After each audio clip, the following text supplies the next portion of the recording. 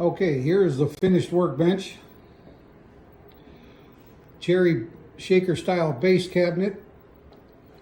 Oak top. Got pull out trays and drawers.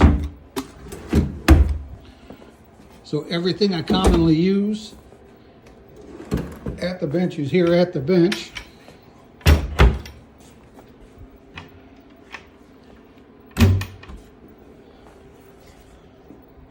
The base cabinet